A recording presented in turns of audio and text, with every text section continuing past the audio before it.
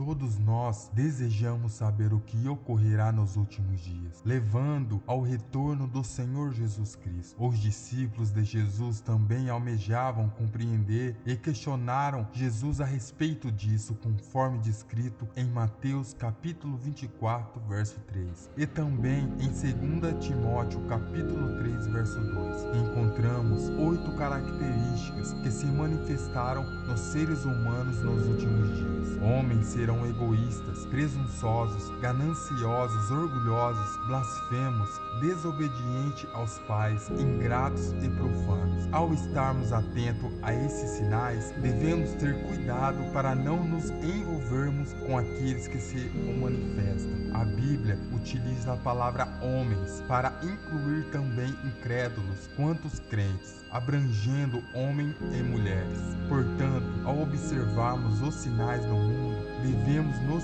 certificar de não fazer parte daqueles que o manifestam. A Bíblia nos alertou sobre a importância de estarmos atentos a essas coisas. Por isso, devemos examinar a nós mesmos e nossas vidas em primeiro lugar. A primeira característica mencionada é o amor por si mesmo, que é uma forma de egoísmo. Não é necessário olhar muito longe para identificar esse traço nas pessoas. Elas se afundaram em um amor egocêntrico, onde o verdadeiro amor não é mais existe. O egoísmo se tornou a síndrome dos tempos em que vivemos, algo que os crentes devem estar cientes. Nos últimos dias, homens e mulheres serão amantes de si mesmos. No entanto, nosso amor por nós mesmos não deve vir às custas do amor de Deus e pela humanidade. Como mencionado em Marcos, capítulo 12, versos 30 ao 31, esses são os 2 maiores mandamentos dados por Jesus: amar a Deus como todo o coração, alma, mente e força, e amar o próximo como a nós mesmos. Não há mandamento maior do que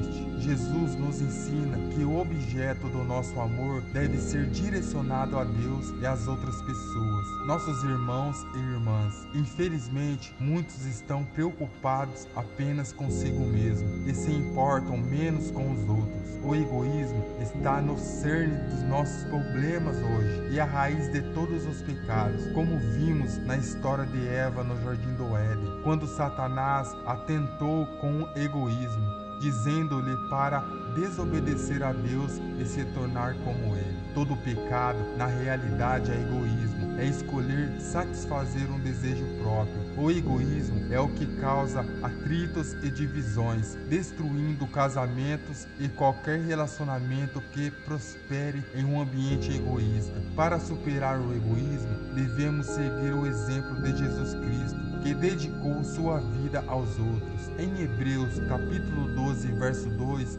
somos exortados a olhar para Jesus, o autor e consumidor de nossa fé, que suportou a cruz por amor, desprezando a vergonha, e agora está à direita do trono de Deus. Tudo o que Jesus fez foi para os outros. A segunda característica consiste por riqueza. Começarei com a indigação. Devemos nutrir aversão ao dinheiro. Esta é a mesma pergunta que as pessoas sempre fazem ao lerem esta seção da Bíblia. O dinheiro é necessário, não devemos abominá-lo, pois vivemos em um mundo onde ele é essencial, inclusive para enviar missionários ao redor do globo para pregar o Evangelho. O dinheiro é uma necessidade, vamos deixar isso claro. O dinheiro em si não é maligno. Então, o que significa ser amante do dinheiro? O que a Bíblia está simplesmente afirmando é que as pessoas amarão o dinheiro a ponto de cometerem crimes para obtê-lo. Eles amarão mais o dinheiro do que a Deus, mais do que seus próprios familiares ou mais do que a justiça. Estarão dispostos a vender suas almas para adquirir dinheiro. Isso é o que a Bíblia está dizendo. Ninguém está dizendo que você não deve trabalhar ou buscar prosperidade.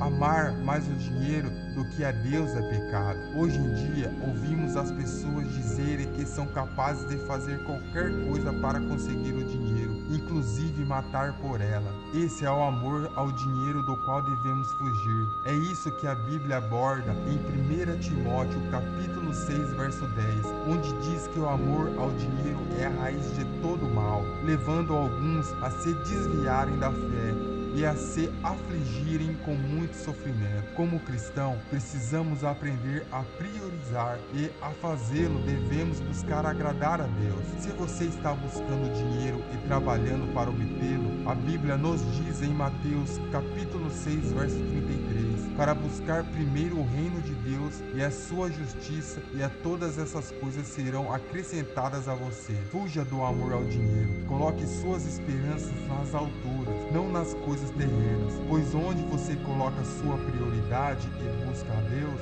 as outras coisas que você deseja seguirão. A Bíblia também nos diz como escapar do amor ao dinheiro em Colossenses capítulo 3, verso 2, que devemos fixar nossas afeições nas coisas do alto, não nas coisas da terra. O dinheiro é bom, devemos orar para que Deus nos conceda recursos para que a pobreza não tenha lugar em nossas vidas. No entanto, devemos ter cuidado para não permitir que o amor ao dinheiro domine nossas mentes e nos afaste do caminho de Cristo. A terceira característica é a presença dos impulsionadores. Esse grupo de indivíduos são aqueles que encontram prazer em divulgar suas realizações sem reconhecer a divindade que os tornou possível. A parte surpreendente disso é que existem também homens religiosos que agem da mesma forma. Eles se orgulham do crescimento de suas igrejas, como se gabando de terem passado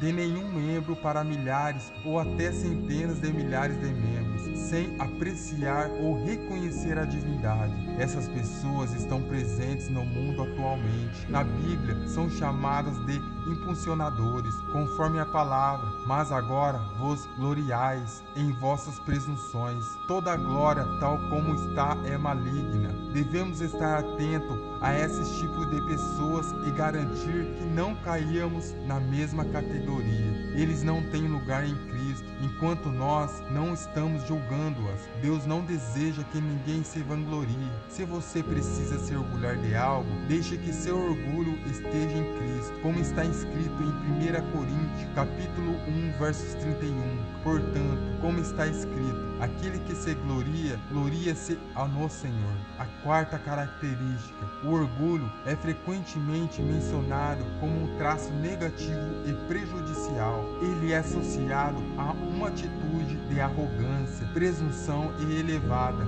estima própria, que coloca o indivíduo acima dos outros e até mesmo acima de Deus. O orgulho é considerado um pecado e suas consequências são descritas como prejudiciais para a pessoa orgulhosa. Um dos versículos mais conhecidos relacionados ao orgulho é encontrado no livro de Provérbios, capítulo 16, versos 18, que diz: a soberba precede a ruína e a altivez do espírito precede a queda. Esse versículo adverte que orgulho e arrogância levam à queda e à destruição no Novo Testamento. Jesus frequentemente ensinava sobre a importância da humildade. Em Mateus capítulo 23, verso 12, ele diz: quem se exalta será humilhado, e quem se humilha será exaltado. Aqui, Jesus ensina que aqueles que buscam exaltar-se serão eventualmente humilhados, enquanto os humildes serão exaltados. Além disso, a Bíblia ensina que o orgulho é um obstáculo para a comunhão com Deus e para o relacionamento saudável com os outros. A quinta característica, os blasfemadores, são aqueles que profanam e desrespeitam as crenças alheias. Eles zombam dos princípios divinos, fazem piada de mau gosto e proferem palavras contra o divino.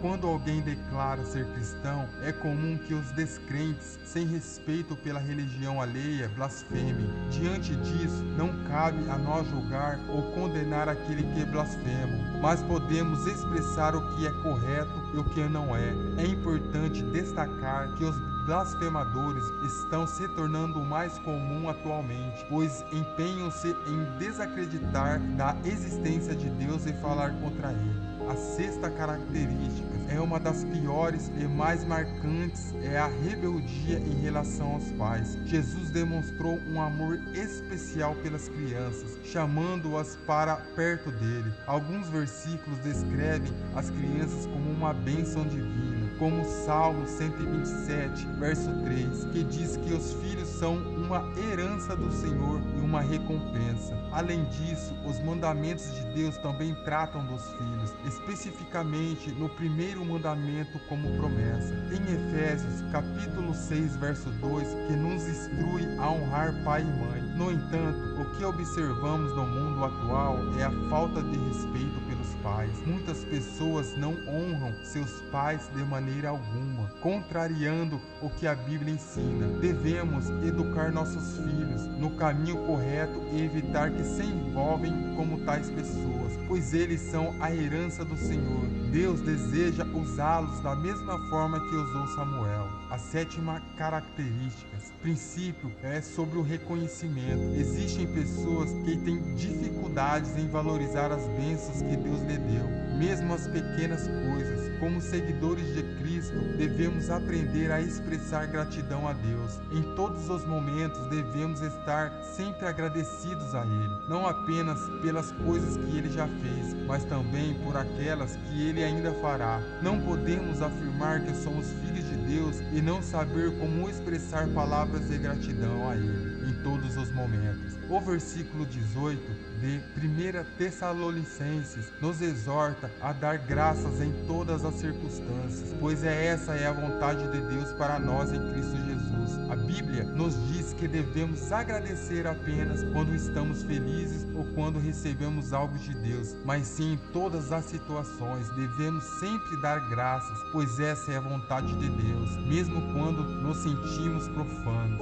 Oitava característica é a falta de respeito religioso. A ausência de pureza divina permeia tudo. As coisas que costumam ser consideradas vergonhosas agora são tidas como moda. As pessoas estão se envolvendo nisso sem parar. Em qualquer lugar que se olhe, é possível testemunhar essas coisas. O mundo está cheio de corrupção. Em 1 Coríntios, capítulo 10, verso 8, somos advertidos em não cair nos mesmos erros que algumas cometem, resultando em 23 mil pessoas mortas em um único dia. Vocês também querem evitar esse destino? Então é necessário ser santo. A santidade é algo divino e sem ela ninguém poderá ver Deus. Em Hebreus capítulo 12, versos 14 e também em Salmos 24, verso 4, fala sobre quem terá acesso aos lugares santos do Senhor, aquele que tem mãos limpas e coração puro, que não se entrega à vaidade, nem faz